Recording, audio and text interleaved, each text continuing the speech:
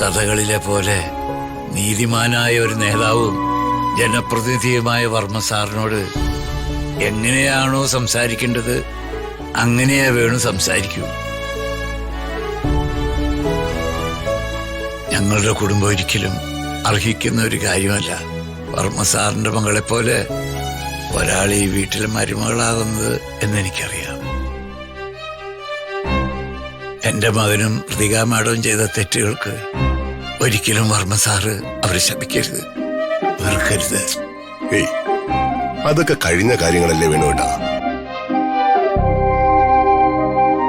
അതിനെക്കുറിച്ച് എന്തിനാ ഇപ്പൊ ആലോചിച്ച് വിഷമിക്കുന്നത്? മതി. വേണുവേട്ടൻ ഇതുവരെ പറഞ്ഞതൊക്കെ എനിക്ക് മനസ്സിലായി. ശാരീരിക ബുദ്ധിമുട്ടുകളൊക്കെ വേണുവേട്ടന് മാറിയെന്ന് അറിഞ്ഞതിലും വേണുവേട്ടൻ സുഖമായി ഇരിക്കുന്നു എന്ന് അറിഞ്ഞതിലും എനിക്ക് ഒരുപാട് സന്തോഷമുണ്ട്. സമാധാനമായിട്ട് സന്തോഷമായിട്ടിരിക്കണം കേട്ടോ. രാജു, എന്നാ ഇനി അടുത്ത ചെക്കപ്പിന് ഡോക്ടർ പറഞ്ഞത്? ശനിയാഴ്ച ചെല്ലാനാ ഡോക്ടർ പറഞ്ഞിരിക്കുന്ന. ഞാൻ അവരെ വിളിച്ച് സംസാരിച്ചോളാം.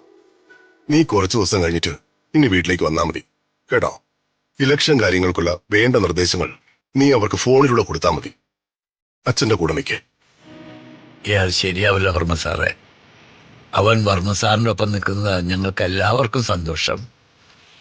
വർമ്മ സാറ് ഋതിക മാഡത്തിന്റെ കയ്യിൽ നിന്ന് വെള്ളം മേടിച്ച് കുടിച്ച് പാവം എത്ര നേരം ഗ്ലാസ് മുടിച്ച് നിൽക്കുന്നു.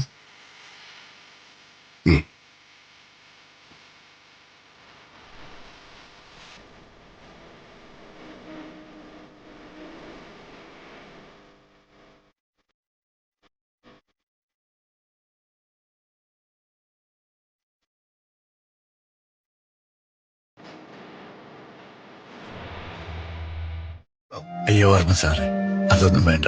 വേണുവേട്ടൻ ഈ കാര്യത്തിൽ ഇടപെടണ്ട. രാജു, നിനക്ക് പറയാൻ മടിയാണെങ്കിൽ ഞാൻ ശേഖരനെ വീട്ടിലേക്ക് അയച്ചോളാം. അവനൊരു ഡീൽ ചെയ്തുള്ളൂ. അച്ഛാ, അതൊന്നും വേണ്ട. നിന്റെ അഭിപ്രായം ഞാൻ ചോദിച്ചോ? നിങ്ങൾ ഞാൻ പറയുന്ന അങ്ങോട്ട് കേട്ടാ മതി. അത് നടക്കില്ല അച്ഛാ. അച്ഛനോട് ദേഷ്യം തോന്നരുത്. അച്ഛനെ സംബന്ധിച്ചിടത്തോളം വളരെ ചെറിയ നിസ്സാരമായൊരു തുകയാ രമ്യയുടെ വീട്ടുകാർക്ക് ഞങ്ങൾ കൊടുക്കാനുള്ളത്. പക്ഷെ ആ തുക അച്ഛന്റെ കയ്യിൽ നിന്നും വാങ്ങി രമ്യയുടെ അമ്മയ്ക്ക് കൊടുത്താ അത് ഇവർക്കാർക്കും യാതൊരു സംതൃപ്തിയും ഉണ്ടാവില്ല. സ്വന്തമായിട്ട് അധ്വാനിച്ച് കഷ്ടപ്പെട്ട് കണ്ടെത്തി കൊടുക്കേണ്ട പണം രുക്മിണിയാന്റിക്ക് കൊടുത്താൽ മാത്രമേ ഈ വീട്ടിലുള്ളവര് സമാധാനമായിട്ടൊന്ന് ഉറങ്ങൂ. അതുകൊണ്ട് അച്ഛാ. എന്നാലും എനിക്കിതങ്ങ് വിശ്വസിക്കാനാവുന്നില്ല. രാജു വർമ്മ സാറിനോട് ക്യാഷിന്റെ കാര്യം സംസാരിച്ചു? അതേട്ടാ, എനിക്കും ജീവിക്കണ്ടേ. ഈ ഇലക്ഷൻ വർക്കൊക്കെ നടക്കുന്നുണ്ട്. വർമ്മ സാറിന്റെ കയ്യില് ഫണ്ടിനെ കുറിച്ച് ടൈറ്റ്. വർമ്മ സാർ എന്നോട് പറഞ്ഞു, നീ എവിടുന്നാന്ന് വെച്ചാ ക്യാഷ് അറേഞ്ച് ചെയ്തോ, ഇലക്ഷൻ കഴിയുമ്പോ എനിക്ക് ക്യാഷ് തിരിച്ചു തരാന്ന്. വർമ്മ സാറ് ഒരുപാട് തിരക്കില്ല. എന്തെങ്കിലും സംശയം ഉണ്ടെങ്കിൽ ചേട്ടൻ വിളിച്ചു ചോദിച്ചോ. എനിക്കതിന്റെ ആവശ്യമില്ല. രാജു ഈ പറഞ്ഞ കാര്യങ്ങൾ രാജു എനിക്ക് ഒരു വെള്ള പേപ്പറിൽ എഴുതി തന്നാ മതി. എന്തു പറയുന്നു? അല്ല, അതിന്റെയൊക്കെ ആവശ്യമുണ്ട് ചേട്ടാ. പിന്നെ ആവശ്യമുണ്ടെന്നേ. എന്തിനും ഏതിനും ഒരു രേഖ വേണമല്ലോ.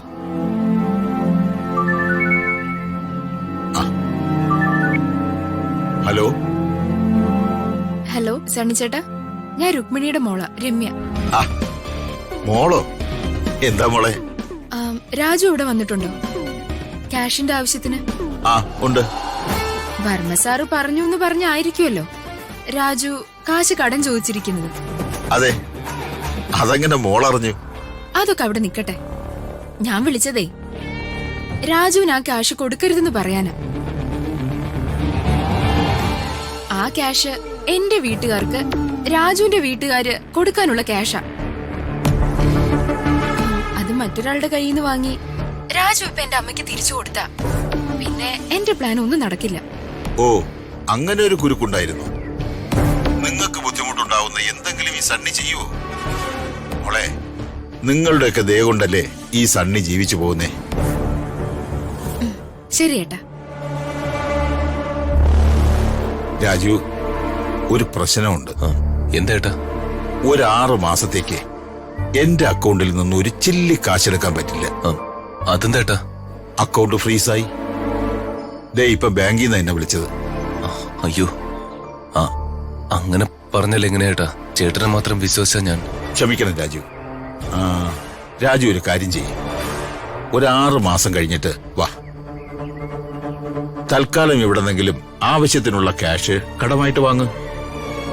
6 മാസം കഴിഞ്ഞ് എന്റെ കയ്യിൽ നിന്ന് വാങ്ങിച്ച് അവർക്ക് തിരിച്ചു കൊടുക്കാമല്ലോ. അപ്പൊ രാജു ചെല്ലേ, എനിക്ക് അത്യാവശ്യമായിട്ട് ഒരിടം വരെ പോകാനുണ്ട്. ശരി.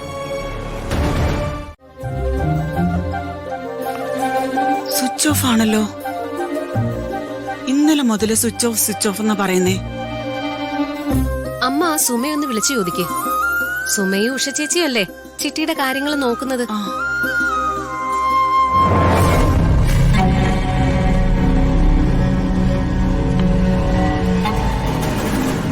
ആ, ഹലോ സുമേ. അല്ല, ഞാൻ ഇന്നലെ മുതൽ ഉഷേച്ചി വിളിക്കുന്നുണ്ടായിരുന്നു. ഉഷേച്ചിയുടെ ഫോണ് സ്വിച്ച് ഓഫ്. അല്ല, അതല്ല, എനിക്ക് കാശിന്റെ കുറച്ച് ആവശ്യമുണ്ടായിരുന്നു. ചിട്ടിയൊന്ന് നേരത്തെ മറിക്കാൻ പറ്റുമോ എന്ന് അറിയാൻ വേണ്ടി വിളിച്ചതാ.